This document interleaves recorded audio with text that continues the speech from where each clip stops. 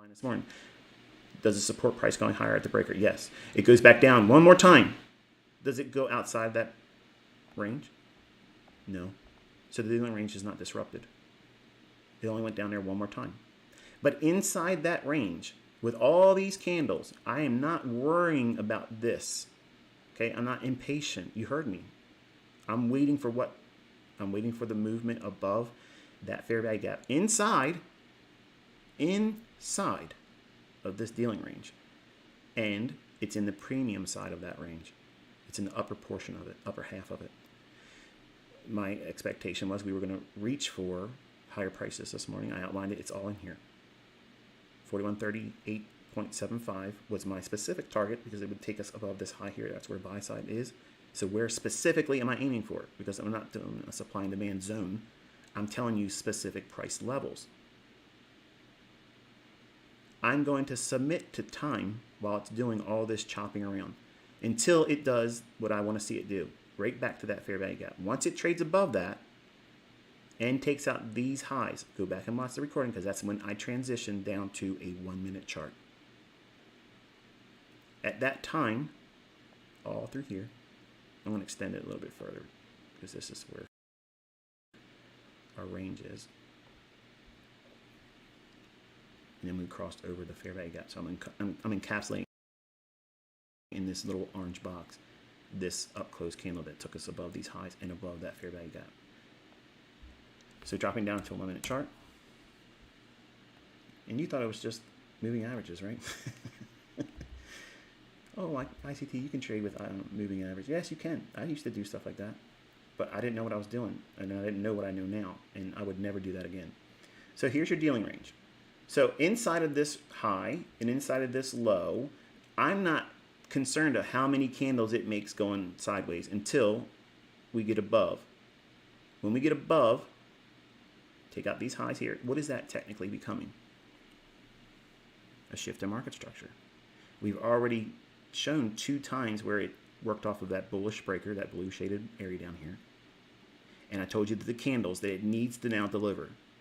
Otherwise, it's not good. And it would probably go deeper than the bullish breaker.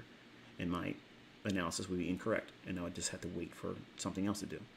So I gave you all the parameters, everything. I told you what would nullify the idea.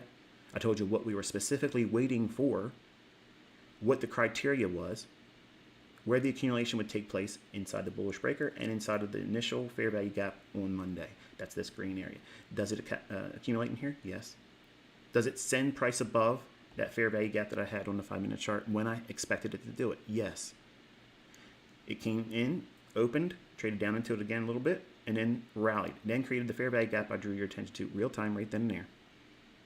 I said that if this candle here, I would like to see it trade down and give it an immediate rebalance because this would otherwise be a fair value gap. Right when that forms, what are you waiting for? What time of day are you waiting for in the morning session? Between 10 o'clock and 11. Folks, you can set your business hour. Think that's going to happen? No way. No way. That's a religion if you believe that. I'm not religious. You're looking at control. It's always controlled. And that should not be fearful. You shouldn't be fearful of it either. You shouldn't be fighting against it, saying it doesn't exist. You just accept the fact that it's there. And it's advantageous for you to identify it as such. Because once you subscribe to that view, which is the truth, it removes all the things that you wrestle with as a trader. I'm impatient. I don't know what I'm looking for. When will these trades form? What does it look like? How often is it profitable? Where can I place my stop loss? Where's my targets at? All of those answers are given to you if you just listen to me. But you're worried about when it's going to stop working. But ICT, you got so many students now. It's going to stop working. I guarantee you it won't. I bet you $1 million it won't. It'll still be working when I'm gone. So why are you wasting time? Just learn it. You're seeing that it works. You see students that are making money with it, not chump change money. So in between 10 o'clock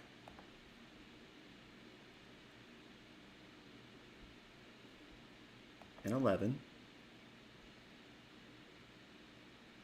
We're talking about 60 minutes, folks. 60 minutes. You got a job?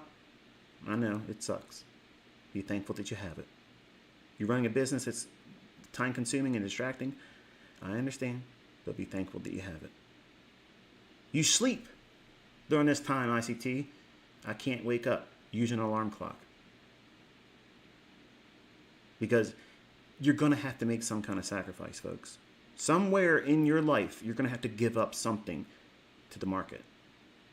It's a cruel lever, and it demands all of your attention. It demands all of your energy. And if you let it take all of it from you, it'll be a vampire and suck everything out of you. Life, time, hope. And you'll fall in love with it more than your family, like it did with me. This removes that. It's very specific, time-based. Silver bullet. You want a one-shot, one-kill, silver bullet idea. Give it to me, ICT. Well, here it is. Repeats, repeats, repeats, repeats. But how does it work?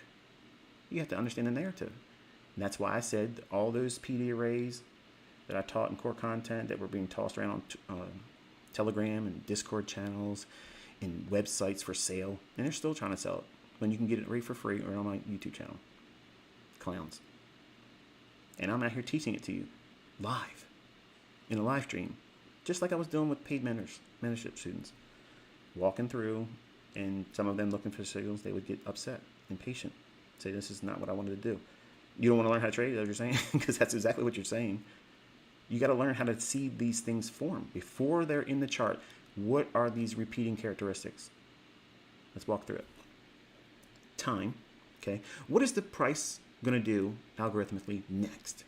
What's the algorithm going to do next? Well, we were walking down here. I said, okay, we went down to that bullish breaker one more time. It should deliver above that fair value gap. I told you that. Within 2 candles, it should start running. So it should go higher and then start reaching for the buy side over here and into that 4138.75 level and in the high of the old new week opening gap. So that's me telling you what I believe that the algorithm is going to do next. So that's in this recording. You'll see it. It's there. It wasn't ambiguous. It wasn't flip-floppy. It wasn't wishy-washy. It was exactly what I said. Why should it do it? That was the other question, because this is narrative, okay? Well, because we've already went down to the low of that dealing range from that high to that low. We did not break it. And it's approaching what time? 10 o'clock. So you forgot about time. I didn't. I'm aware constantly. I don't have to have these lines on my chart, but you should while you're learning. You should have these reference points highlighted in time on your chart because it'll keep your eyes focused on what it is you're looking for. Now, think about it like this. If you're looking at charts like this, okay, inside of this vertical line and this side of this vertical line here, we have one portion of price action that keeps your focus dialed in. You don't care so much about what it did before. You're forced to look at what is it going to do in between these 2 lines. Well, I told you. We're going to draw up. Told you the very candles it's going to key off of. Told you what time it started running. Why should it start running there? Because at 10 o'clock to 11 o'clock, that macro that runs, once there's an imbalance that's formed, I took your attention to it right there. I would rather have seen immediately this run here and then take off. That's what I wanted to see because that's what I'm looking for in low resistance liquidity run signatures. That I love that pattern. I love it because it tells me it was going to go much higher than it has. But because it didn't, this is the part where you write down what I'm saying, folks. This is good. It's good stuff. Try not to say any bad words. I've been doing good since Passover, by the way. If it would have created an immediate rebalance, in other words, let me take this off. I'll put it back on in a second. If this candle, when we were talking about it live, I said I would like to see it trade down and touch that candle's high. That would be an immediate rebalance. If that occurred, we would be above 4180 because it created the fair value gap. In other words, it closed here and kept that low here and that candle's high here. That started the fair value gap. Then it becomes a simple silver bullet trade. Then you got to revert back to just, okay, where was your targets? And there it is. And be done and be content with that for the morning session. I'll teach you more about immediate rebalance and how that affects of seeing those form and how it supercharges price action runs. Right now, I'm just putting it out there because that way you have a section in your notebook where you have now been introduced to it, even though I talked about it in the lessons. That fair value gap is the fair value gap that forms once we had these highs taken out, once we traded above this fair value gap that was the minimum threshold that has to trade above to act as what? Inversion fair value gap.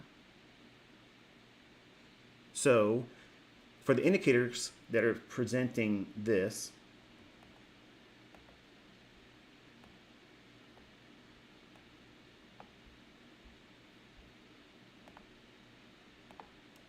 there's a fair value gap right there. There's an order block right there. So if we trade down to that, wow, we got ourselves an ICT indicator. Well, by golly, we got something. Everybody wants that. Nobody wants that. Nobody wants this. Okay, this is flawed logic. It's lacking narrative, and that's why the indicators will not be doing you a favor. I'm sorry, but you want a Lux life, you got to do it the way ICT teaches it. Okay, it doesn't come by an indicator that just plots simple stuff. Simple stuff. Okay, doesn't equate to blue ribbon results. And if you're a coder and you're doing this stuff, I'm not trying to be ignorant to you. I'm not trying to be disrespectful. I'm just reminding you that you're doing something and presenting something, albeit interesting. I love seeing how people are trying to automate the things I'm teaching, but it's not correct. It's not correct. It's not complete. So there's a lot of things that, why ain't this a fair value gap? Because the narrative was we had to go above that older fair value gap here and trade above, which cancels out the premium idea on a short basis. Because if it can trade through that, what is it doing? It's disregarding. It's disrespecting what would otherwise be a selling area. And how many times did we trade up into that? Multiple times. So it's warning it out. It's telegraphing it to you that this is not an area to go short on. So what are we looking for? A run above here and above that fair value gap. Then rally between 10 o'clock and 11 o'clock. When, for narrative, when does this form? Between 10 o'clock and 11 o'clock. It can't be this as a fair value gap because it's below what we were requiring to be broken to the upside. So we can't look at that as a fair value gap. That's not even a fair value gap. It's a balanced price range. We have a fair value gap here, and we have one here. This is all balanced. So there's no need for it to go back down there. See, that's the part you don't know. And that's why you shouldn't be trying to teach my stuff. Fair value gap, silver bullet. The difference between it, if it would have been an immediate rebalance, there probably wouldn't have been a silver bullet trade for this indice, and then we would have been rocketing higher to 4180. But because we had a fair value gap form traditionally, then it's just retrade down to it perfectly to this candle's high, to the tick, here, here, and off to the races it goes. So narrative is the most important thing, not market structure. Okay, market structure, you hear people, your trading requires, in essence, your understanding of market structure, because market structure is everything you're looking for. No, it's not. It's one facet, one piece, one little cog in the machine. It's useful, don't get me wrong, but narrative is where it's at. Why should it rally here? But Michael, why didn't it go down here for these relative equal lows? Because it doesn't need to. It was going down here to pick up discount pricing. Going down here to pick up discounting price. Goes above a premium array as we would expect. We don't look at this as a selling opportunity because it's already shown us what? It's not likely to do that.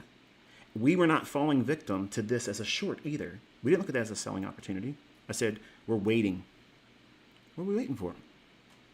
Everything I outlined this morning. And then, boom, the little unicorn right here. The thing that some people say that doesn't exist. You can't time the market. You can't time the market? You will if you stay hanging around with me, you will. You can't time the market, ICT. Nobody can do that. Oh, well, my middle name is Nobody. And your name's going to be Nobody soon, too. Folks, you can do this. The logic has already been taught to you, and I'm proving it by doing these live streams. I'm not really teaching all that more than if you've just been listening to what I've said in the lectures where it's really long and drawn out, because I've already talked about all this stuff before, with the exception of the immediate rebalance and the difference between that and the fair value gap and how it supercharges price delivery. That's kind of new. Even charting biased opinion because it's me saying it, but I believe that learning this way is the highest form of mentoring, because I'm not enticing you to take on risk or try to pursue profits, but rather understand what it is that you should be doing and anticipating in price. See, because we're not reacting to price. Your job is to anticipate price, not react to it. A retail trader will say your job is to react to price. It's not to predict the future. That is nonsense. Because if you're taking any risk ever, and you're putting a position on, and you're putting a stop loss, and you're putting a target for it to reach to, you're trying to predict the future. You might not want to call it that because it's, a guess. We don't guess. We do technical science. Okay, that's what we have here, technical science. You're all part of the Hogwarts now, School of Wizardry. And whether you like it or not, these things are going to continue. The level of precision is going to continue. It's not going to stop. If anything, it's going to get better. As the systems that these markets run on improve with speed, and hey, technology only does one thing: speeds things up. So that means we're going to have a whole lot more setups. There'll be more opportunities, not less. They can't hide it from you. If I could answer one question and settle everybody's mind at ease, the most requested question I get by email, direct messages on TradingView, which I rarely ever, I've probably done maybe 6 or 8 responses on TradingView. I don't respond. It's not because I don't like you. It's not because I put you on ignore. I just don't do it. Because I know as soon as I do one time, they think that's a text message venue where they can send me 1,000 things. And I don't have time to do that. There's so many of you that already know my phone number and you're constantly texting me. It's like, it's too much. You're encroaching on my personal life, and I'm a person. And it's not because I don't want to talk to you or help you. It's just I don't have that time to do that. So when I'm talking to you like this is your time to listen to me. Okay? If you want to send me a message or whatever, send it on Twitter. I'll see it, I promise. But I don't know what I was going to say again.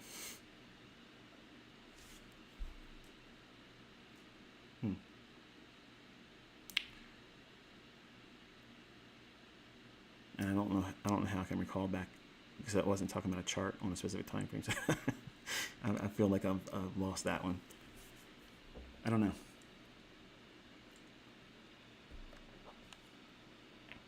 I don't know what I was going to say there.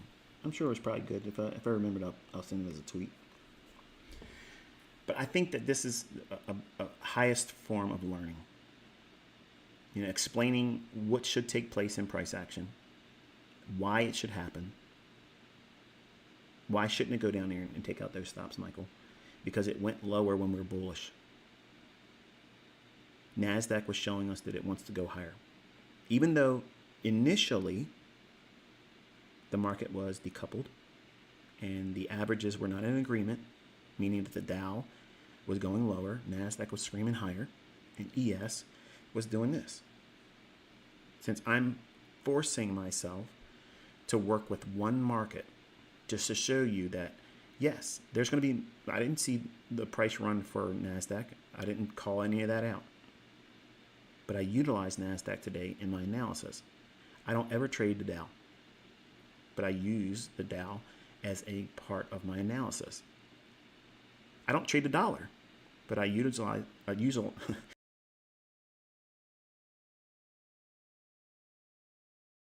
I utilize it a lot in my Forex analysis. You have to. But even if the dollar's going sideways, that is telling you something. It's telling you to go into the crosses that don't have dollar in them, and you're going to see the bigger moves there. But when the dollar is moving,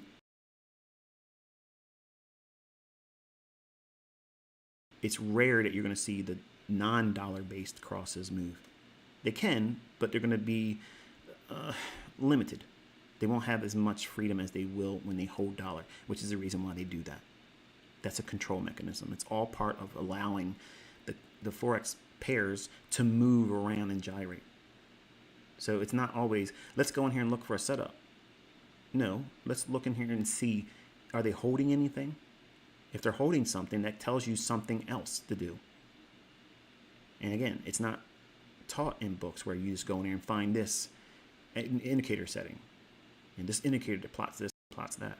You know, I gave you indications here that just because there it looks like a fair value gap there doesn't mean it's something that you should be trading, which is the reason why I teach my students to draw them by hand. It doesn't take that much time, folks. That's this pure laziness if you don't want to do that. And yes, I'm old school. I prefer the high touch versus the high tech. That's just me. My opinion is, and why I think it's superior to do it manually, is because you're putting thought behind why you are annotating your chart at that price point. And I'm showing you the benefits of knowing the logic I'm teaching you by having it in the chart right here. You can see it. You can see it. You understand why you're putting that vertical line there, because you want to frame your reference and study within that 60 minutes. 60 minutes, folks.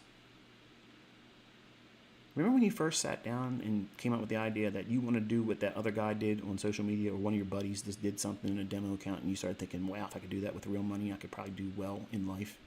And you started to pursue learning how to do this and trade. Not necessarily me, but just trading in general.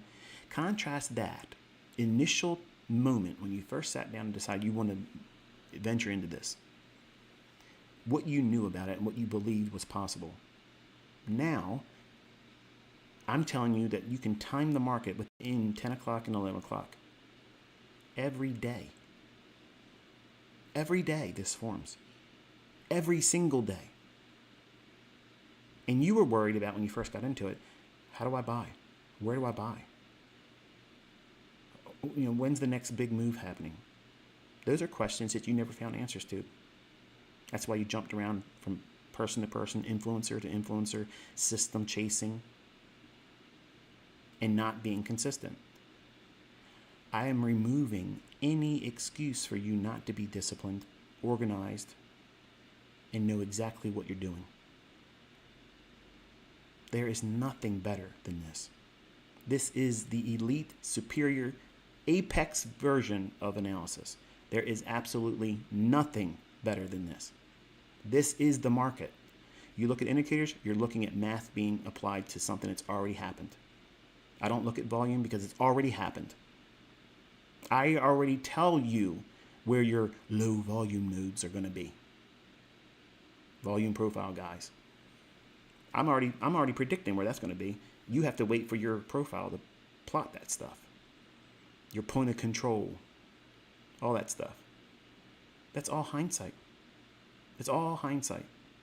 That has no bearing on what these markets are going to do. It might sometimes line up and it agrees with a fluctuation in price here and there, but that's you ascribing a belief-based system of perception on price, when price has no appreciation for that very thing. I promise you, it doesn't work like that. It doesn't.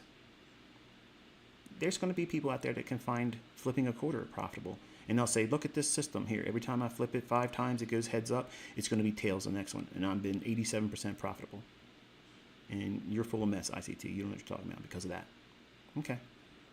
If you beat and torture the data long enough, it'll submit to anything you want it to.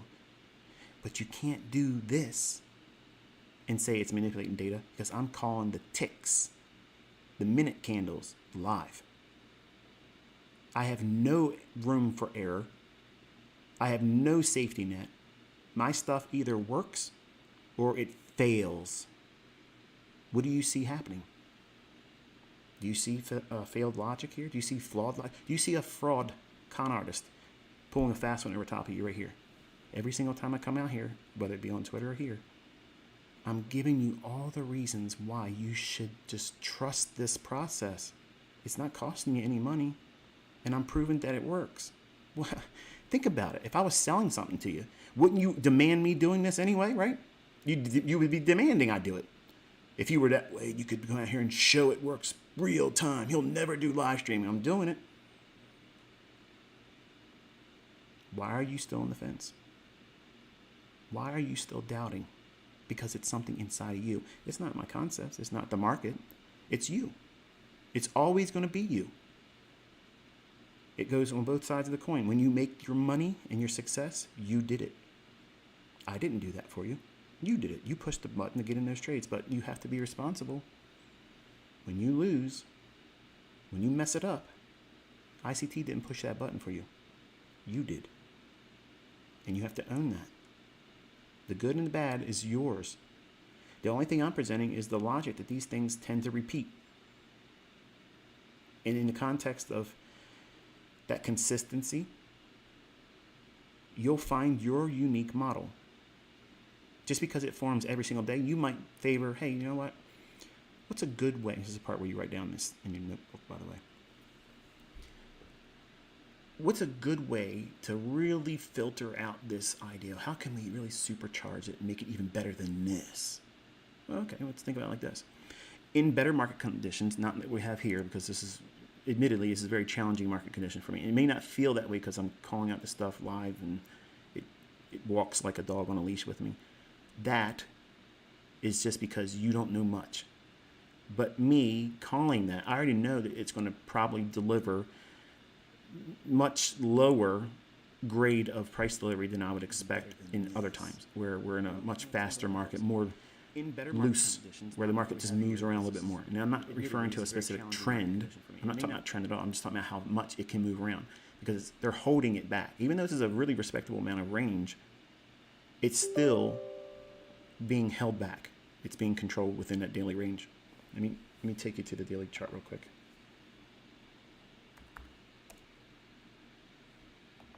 That's not what I wanted to do. And the daily. See this consolidation we're in right here? Once we leave this little area up here, okay, I'll highlight it again. While we're in this, until we leave this, and I don't care which direction we go, I would prefer we go up here, as I mentioned in the analysis video the other day on YouTube. But until we leave this consolidation, we are in a scalping market. And if you try to swing trade or long-term position trade, you're probably going to get stopped out. You're probably going to be frustrated, and that's because you don't know what you're looking at in terms of the market profile, not the market profile that you think I'm talking about. Like, I'm not looking at histograms of volume posted in my chart vertically. I'm talking about the profile, or think of it like a roadmap. You know, how price should behave or deliver. Okay. This profile that we're in right now is a range-bound consolidation. I prefer it trade higher. That's what I want to see happen. My will has no part of what the market's going to do.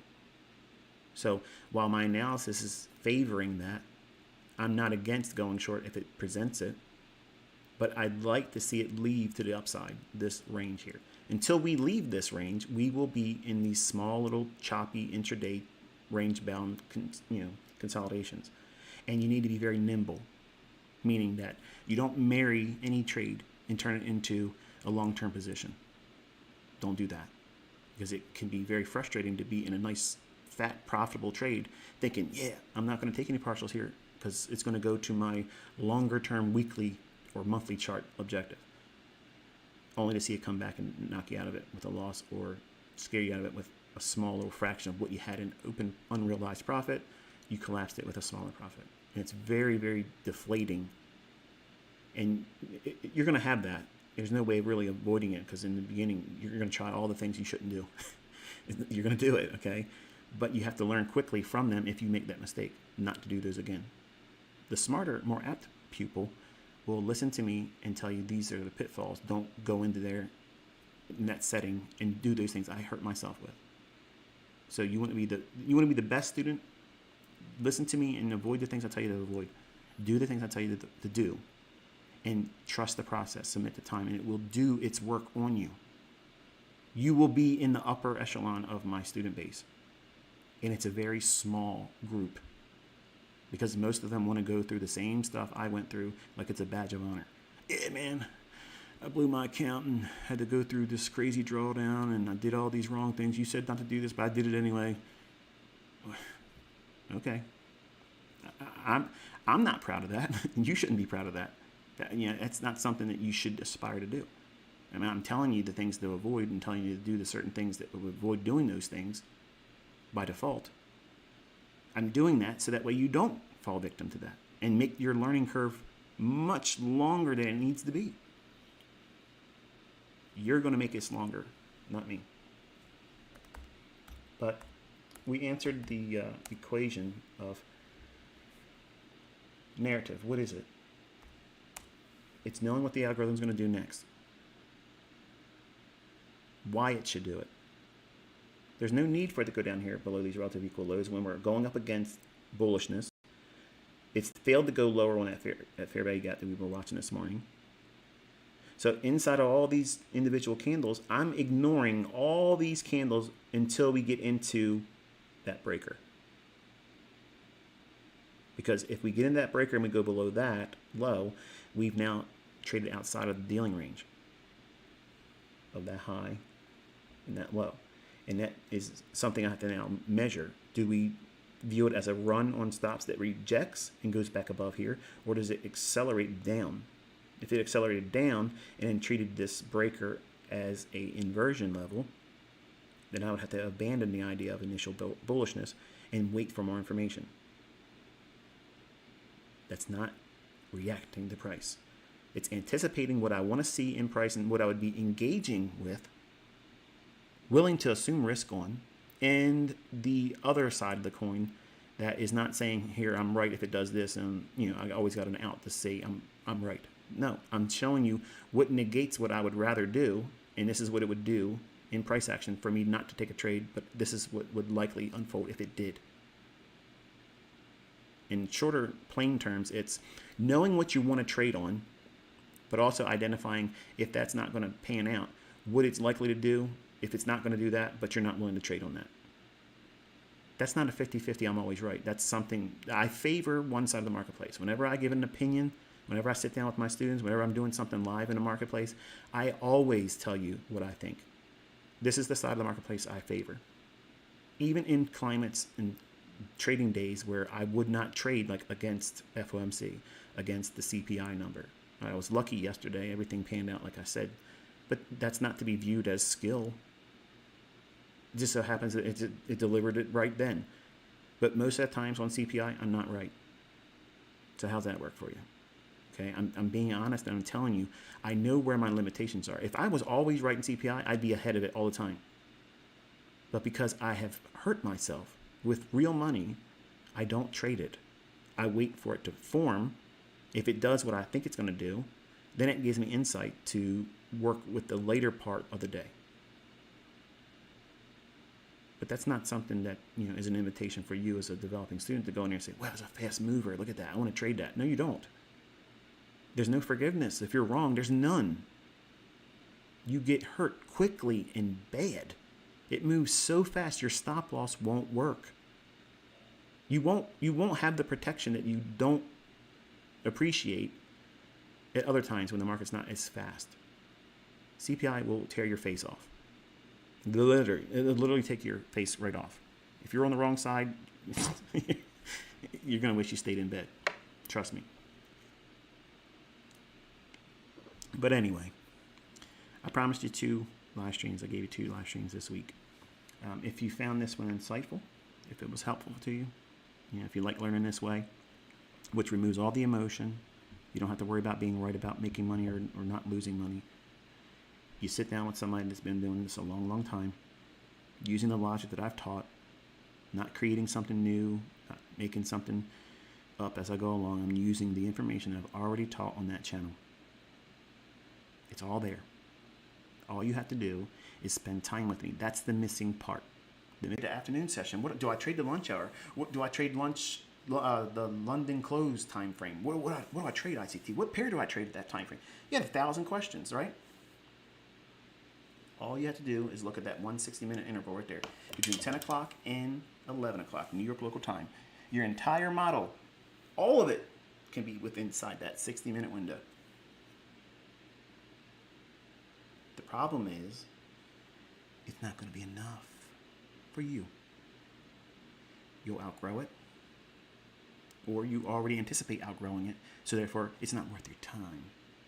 I gotta be doing 50 other things, chasing whoever else is hot on the internet. Or ICT's talking about this other thing, because he's got all these things he's teaching the rest of this year. So I'll come back to this, but let me look at the other stuff he's got. Like the people that are asking me all the time, which videos should I watch? I'm new to your channel. You should watch the live streams and the 2022 mentorship. It's only 40 videos.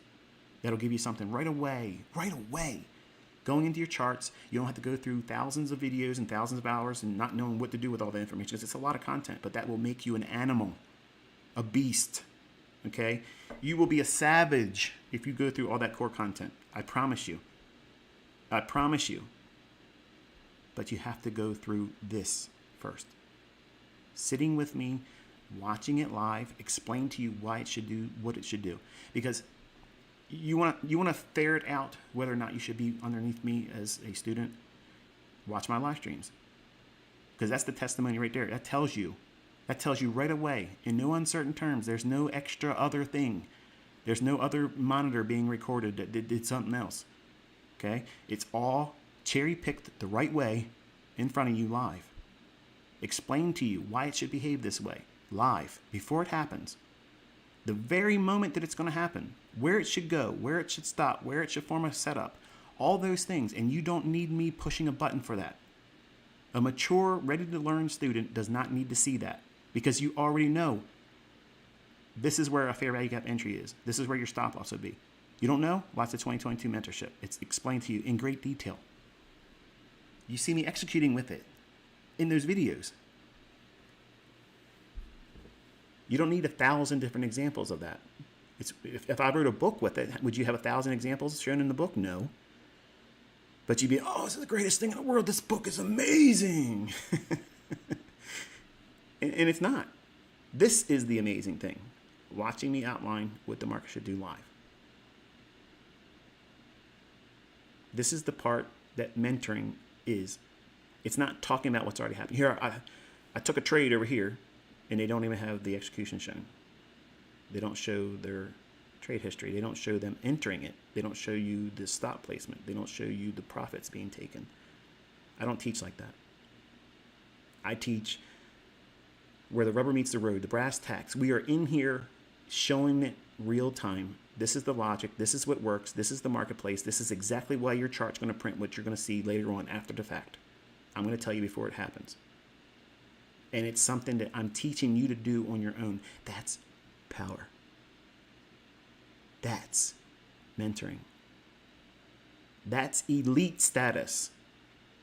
When you don't worry about ever needing to do anything else. You don't ever worry about buying another book, following somebody else's strategy. And I'm not trying to disparage anybody else doing something else. But I promise you, once you learn what I'm teaching, you don't need that anymore. You don't fear what you're going to do in the future. You know how you're going to trade. Oh, now I know how to supercharge all this information. It just came back to me. Thank you, Jesus. How can we supercharge this idea? I knew if I stayed here long enough, he'd give it back to me. I wasn't letting go until I got it. We would have been here talking until 2 o'clock, and I still would be trying to wait for it. That's all right. Wait on the Lord. So between 10 o'clock and 11 o'clock, if you want to supercharge this, if you have a market condition that's not like what we have right now, where we're stuck in that range on the daily chart, if you trade on the days that in a weekly profile, meaning where, for instance, a classic bullish weekly profile would be a Tuesday low of the week in London, okay? if you used a market environment that has a seasonal tendency for the market that you're trading, and we'll say ES, okay? If you are in a profile trading inside of this 10 o'clock to 11 o'clock time window, those silver bullet trades will be phenomenal. Because what are you doing? You're participating in a larger, higher time frame price run based on a weekly expectation inside of a seasonal tendency that is in alignment with the side of the trade you're taking, whether it be a bullish seasonal tendency or bearish seasonal tendency. Whatever you're doing at that time, you're really placing everything in your favor in that direction. So you can really supercharge your trades with this little window. It's not like this takes you out of those types of trades or one shot, one kill trades. No, you can participate in them with this. And in fact, you might not be able to get yourself in with how I teach the one shot, one kill entries. It would typically be usually earlier in the morning or in London. Say you couldn't be there for that, or you missed it. It's just you weren't paying attention. You know, you're watching somebody else's videos and trying to learn some kind of harmonic garbage. You missed the trade. Oh man, if I wouldn't have done this or that, if I wasn't fixing the car, changing the oil. I say this because I want you to not trust that. And in every day show up expecting it's going to fail. And I'm going to be pleased to deny you. And over time, you will be converted. You're going to see it. You're going to see the light. You're going to see the truth. And the bottom line is this stuff works perfectly. You, as the operator, you're going to do it wrong. You're going to do something wrong, just like sometimes I do. I have a lot of scar tissue because I hurt myself a lot when I was a younger man, forcing my will on something. I have so many examples where I did something wrong but made money. Later lost it, but I did things wrong and made money. And I thought that there was something to it. And if I just go back and try to tweak this and tweak that, there was something to it. No, it was just me being lucky at that time. Luck is not a skill. It's just a happenstance. I just did something without any real logic behind it, and it just so happens that that's what the price wanted to do at the time. That's the equivalent of everything in retail. That's what's happening, but you won't be honest with yourself. You won't be honest. The ones that are honest know that they have a crummy system, but their money management is the secret, and that is what I agree with. Anybody that trades outside of what I teach and is profitable and consistently profitable, you are an exceptional money manager. And you deserve every bit of that accolade. You deserve that. You absolutely deserve that. That is a skill most, and I'm saying 99% won't ever reach. They can be good at seeing setups. They can see the setups. They can have the bias right, everything right. But their funded account says they can trade with 15 contracts. And they did it wrong. But they were right in their analysis. But their risk management was too extreme. They can't manage risk. You're so drunk on the idea of making money that you do everything wrong where it matters most. Trade management, risk management. You have to know that. And you have to know it better than you know your technicals. Because the technicals are the least important. Knowing how to keep your money is the first rule. And so many of you are ignoring that right now because you want to plunge in. I want to try to get funded. My own son, he's discovering that. He's caught up in this, I'm going to prove. Okay. And I'm going to sit back and say that I told you so. You got to listen. You can't do your own way. Your own way when you don't know what you're doing isn't going to work. It doesn't matter how much you risk. It won't work that way. And so many of you are doing that very thing. Instead of just relaxing and learning what it is that I'm teaching, becoming comfortable, being patient. See, that's the problem. You aren't comfortable being patient. You are impatient and you think that's how every trader that's profitable feels. We don't. We don't care if we trade today. We enjoy it when we do, but we're not really all keyed up about needing to do it. Is that a hallmark in you right now? Chances are it's probably not. And that's normal for a new student. That's normal for a new trader. You feel like you gotta go, go, go, go, go, go, go. And that go, go, go only leads to just blowing accounts, becoming frustrated sooner, and then wearing yourself out where you don't want to do it at all anymore. Where's it going to go? How can you time when it's going to start going there? And where are you wrong? So that way you can limit risk. So why are you arguing? Why are you wrestling with me? I'm giving you those answers in the best way it can be done, live. Real time over real charts on a very, very small time frame where I have such a thin margin for error. I got to be right. The logic has to be right. And if it doesn't shine through, you'll see it. Have you seen it? Are you witnessing it? I mean, I know what I'm talking about. I know what I'm showing. But are you really paying attention and seeing it? Because I've had students that literally watched me do this for years, insist because they can't do it, they lie. And they say it's flawed logic, it's no better than anything else, and it doesn't work. How can it do? That's an oxymoron. It's you can't say that. And which side of the equation is true now? Because you said both sides. It's the person. You're going to do it wrong. You're going to. Everybody does it wrong. I have a long history of doing things early where I didn't know what I was doing.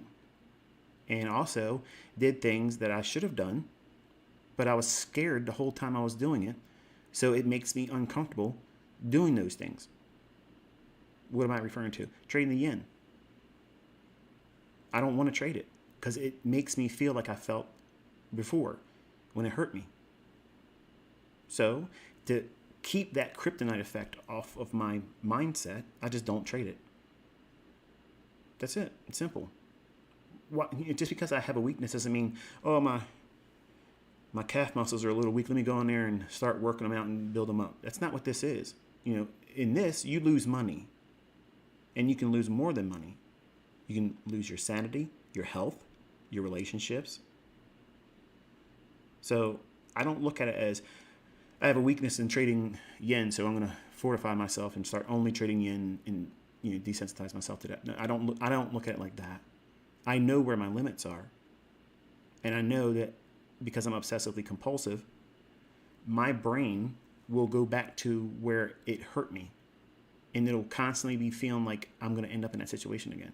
So I don't have that feeling when I'm trading ES. I don't have that feeling if I'm trading anything in Forex other than the yen.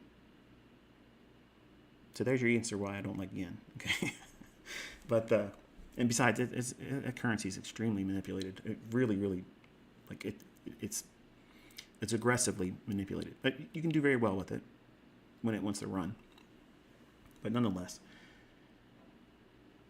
I think I've jawboned enough here. We've been together for about 2 hours. I don't want to do more than that. I didn't want to go this long, but I had to wait and remember what I was wanting to say.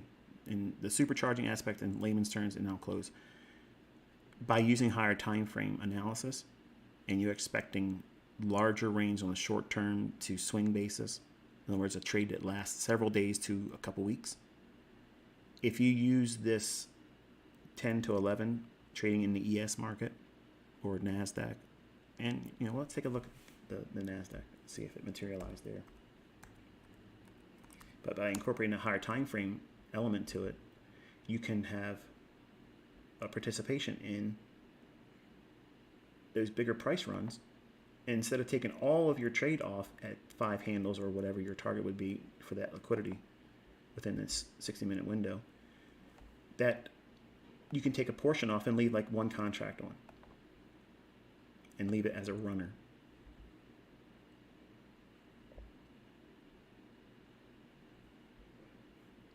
Okay, so there's your fair value gap.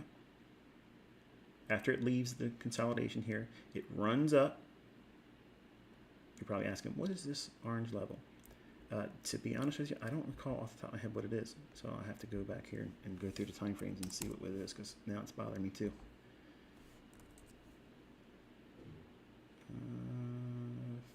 It's going to be on a 5-minute chart on Tuesday.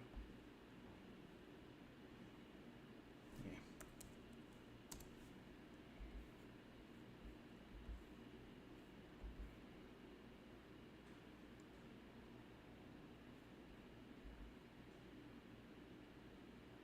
Maybe 3-minute chart, 5-minute chart.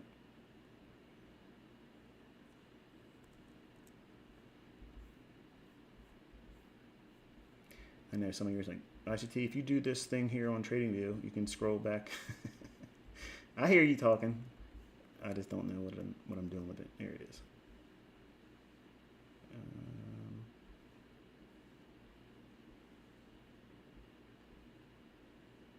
It was that imbalance I had at the time, and I just left it on the chart because I wasn't watching NASDAQ, so that way you can see what it was. It has nothing really to do with anything today.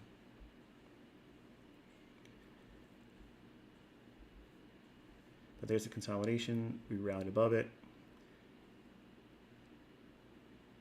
Fair value gap. Old high. Silver bullet. What's it going to run for? Relative equal highs, buy side. So buying in here, getting out about here. 20 handles or so. But we've already seen this one run. So would you buy that one? No. Go back to Six Sister. Six Sister. This is the strong one. So it's done majority of its run already versus Dow.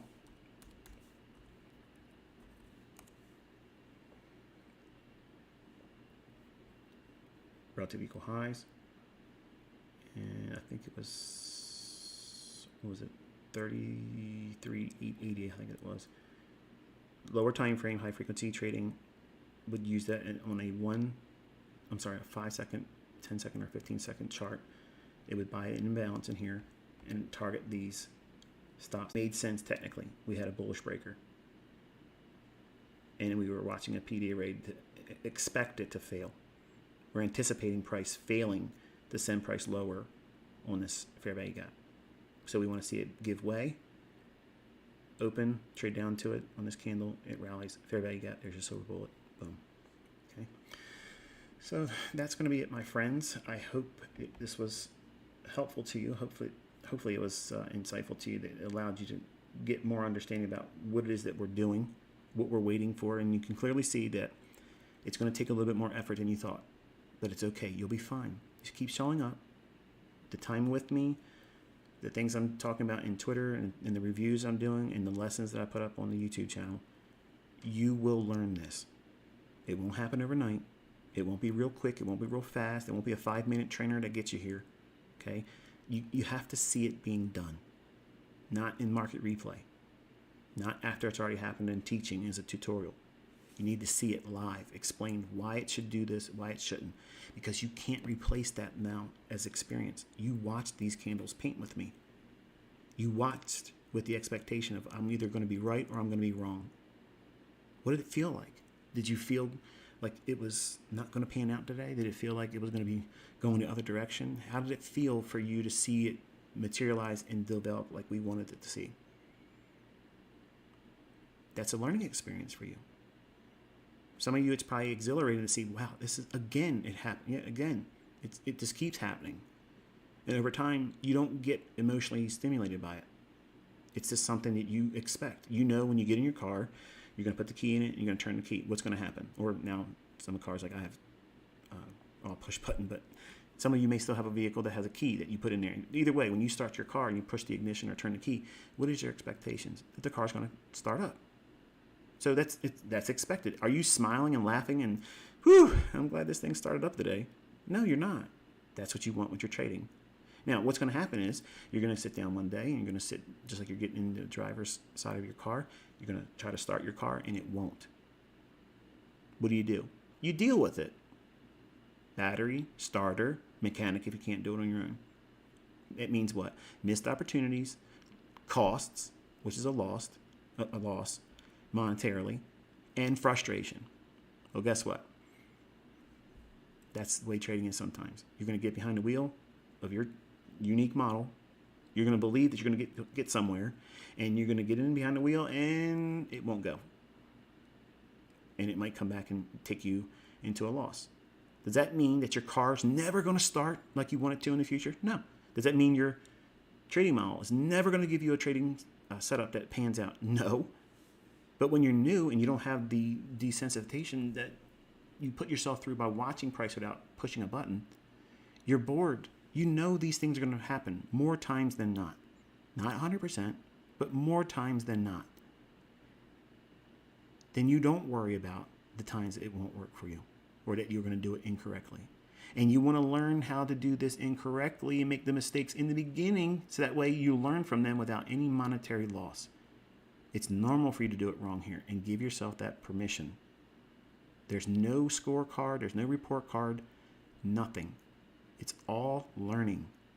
Taking in experience that you can't get from a book, and you can't get it from a market replay.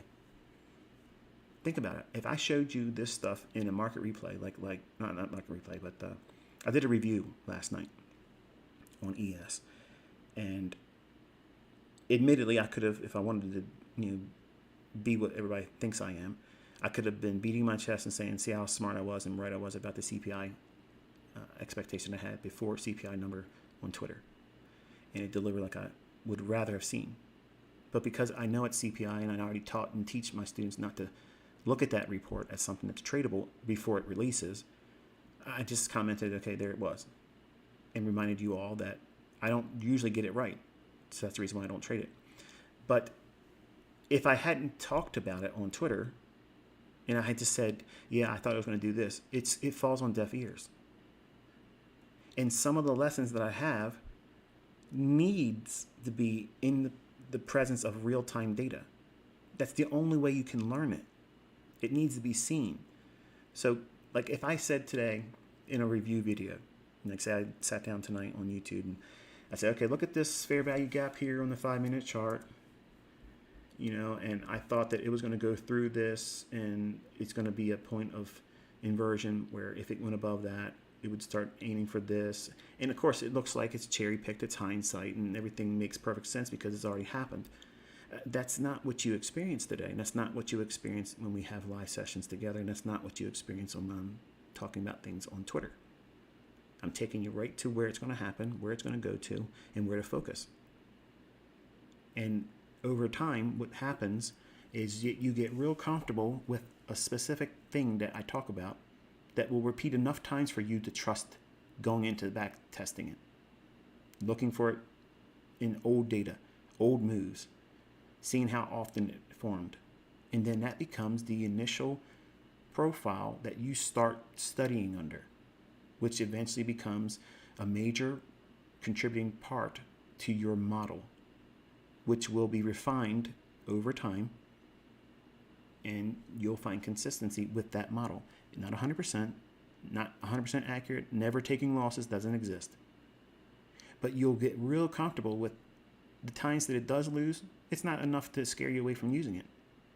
And you won't risk so much when you do trade that even if you did do it wrong, it's not taking you out of the game. It's just like a flat tire.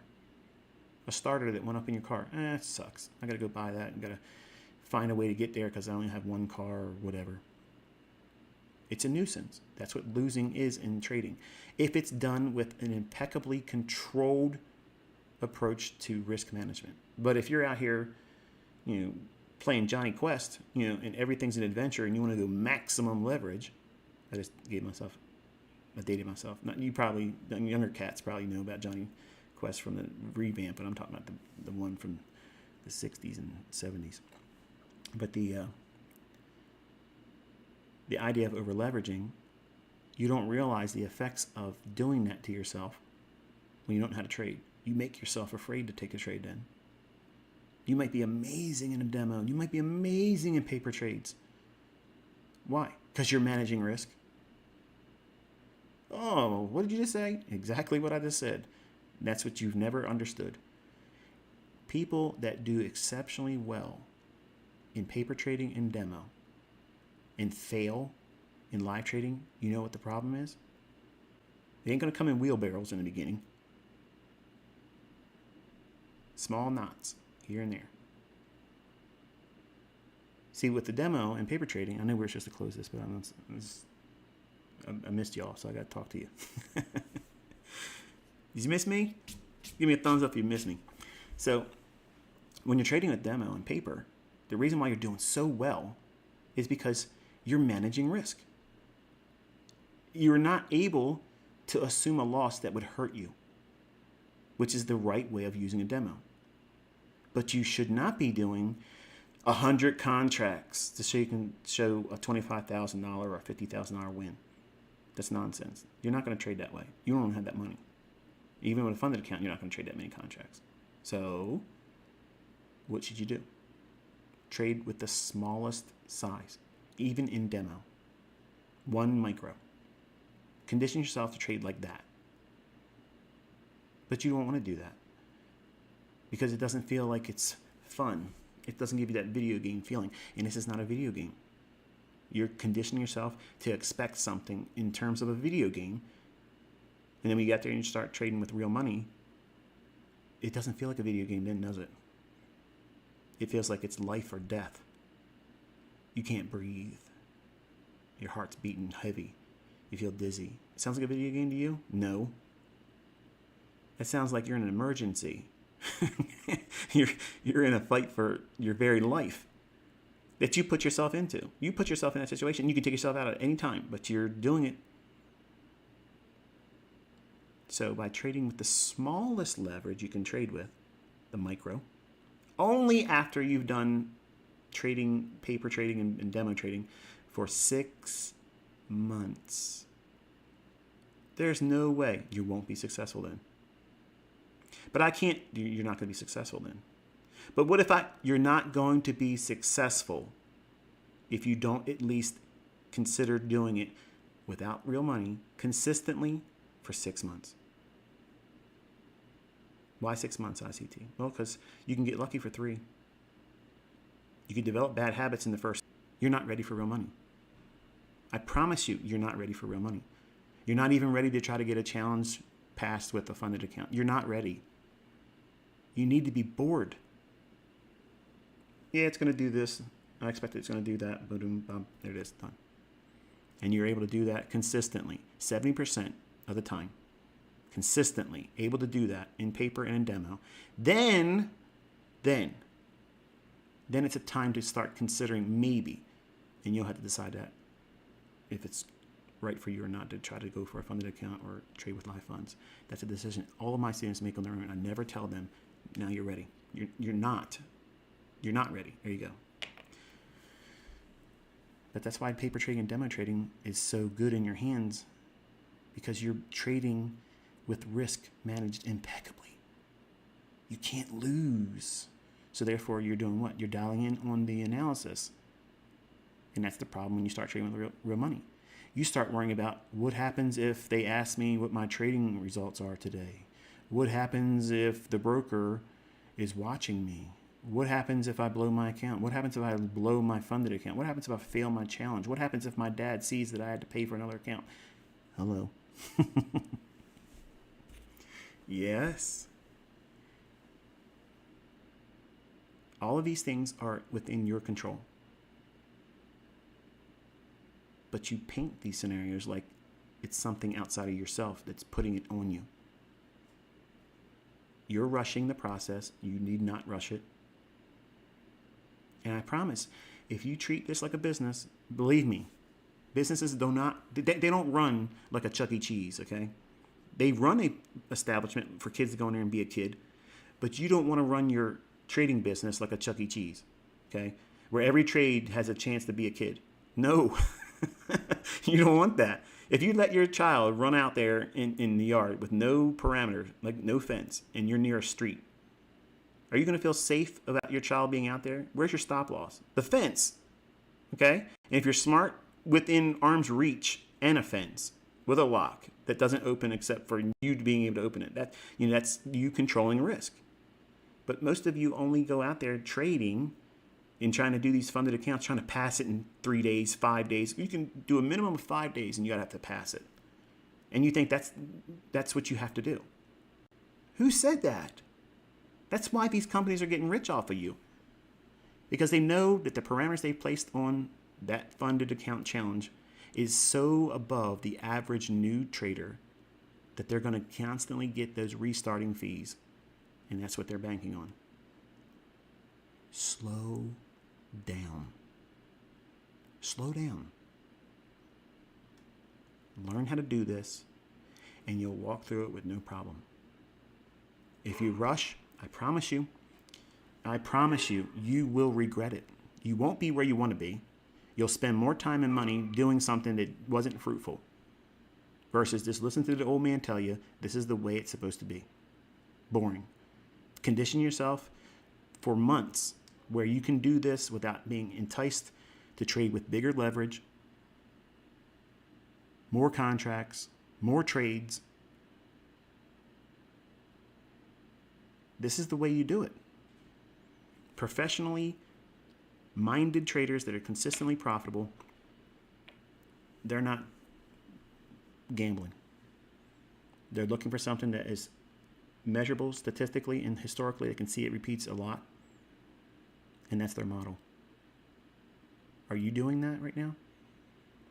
Or are you in Chuck E. Cheese trying to take another ride? As long as you got tokens in your pocket, you got money in your account, you haven't hit your max loss yet for today, you got tokens to play. Well, you won't be around long. And all I'm trying to do is give yourself the chance that you're not willing to give yourself right now. And the logic that you have to hang on to get to that point. And once you get here, and once you know what it is you're supposed to be doing and what not to do, it's like riding a bike. You don't forget. And it's a skill set for life. And it's transferable. You can teach your kids, your friends. Like, it feels good to be able to take this information and transfer it into your hands. I love it. I know in the right hands, it's going to change a lot of family trees. It's going to save a lot of marriages. And it's going to provide a greater appreciation for life for some of you that never really thought you were going to be much except for whatever your job says you were.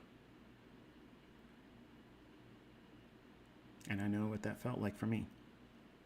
They're never going to look at you like they should. So always be working towards divorcing them as your employer. They have a ceiling on how much you're going to make and when you can vacation and spend time with your family. Make a plan, submit to the things I'm teaching you, so that way you can fire them. It's okay, you're not going to hurt them. They'll find somebody else. There's another Carl waiting in the wings to take your spot when you're gone. But when you leave, you can do so confidently because you didn't do some demo stuff that you have no real trust in. You just got lucky over leveraging. You don't want that. You want to have consistency, doing the smallest and still being able to prove that you can find profitability in it. And then over time, then you can slowly amp up that leverage. But it has to be controlled and measured. You can't just simply go out there and just, well, it's all in. It's not Texas Hold'em. So, I've said what I want to say today. I shared what I wanted to share today. And I think that's going to be it. So, I won't be live streaming the rest of this week. I don't know when I'll do the next one, so I'll let you know on Twitter when I'll do the next one next week. So, until I talk to you again by way of Twitter, for those that follow me on Twitter, enjoy the rest of your day, be safe. And for those that only watch my YouTube videos, enjoy your weekend. I'll talk to you next week.